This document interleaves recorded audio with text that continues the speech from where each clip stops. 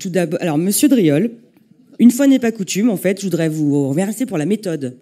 Vous le savez, hein, je siège dans la commission déchets. Et cette fois-ci, depuis le mois de décembre, vous avez engagé une réflexion avec les membres de la commission déchets. Nous en avons parlé et la décision que vous présentez aujourd'hui, elle est le fruit de ces échanges. Donc les problèmes que vous soulevez, Monsieur Berlivet et Pierrick, nous les avons soulevés en commission. Donc je pense que Monsieur Driol pourra répondre à ces interrogations.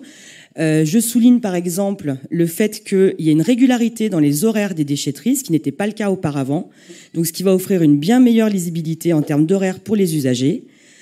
Le fait également que les déchetteries seront désormais ouvertes entre midi et 2 le samedi. Et enfin, le fait que les déchetteries soient fermées le dimanche, ça protège quand même les personnes qui sont employées dans ces déchetteries. Ces personnes-là, auparavant, je vous laisserai expliquer aussi, Monsieur Driol, se retrouvaient souvent seules pour travailler dans les déchetteries le dimanche, ce qui pose des problèmes aussi en termes de sécurité. Et quand même, le travail de dimanche, il me semble qu'il y a certaines personnes dans cette assemblée qui sont attachées à ne pas le répandre, n'est-ce pas ? Voilà. Donc, par contre, moi, là, j'ai quand même une petite remarque à faire, c'est que ce serait dommage.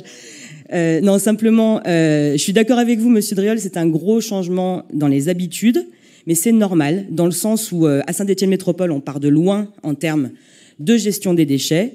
Donc, en effet, extension des consignes de tri à la source des déchets alimentaires, maintenant changement des horaires des déchetteries, également changement des conditions d'accès aux déchetteries. Ça fait beaucoup de changements, mais c'est normal et c'est nécessaire.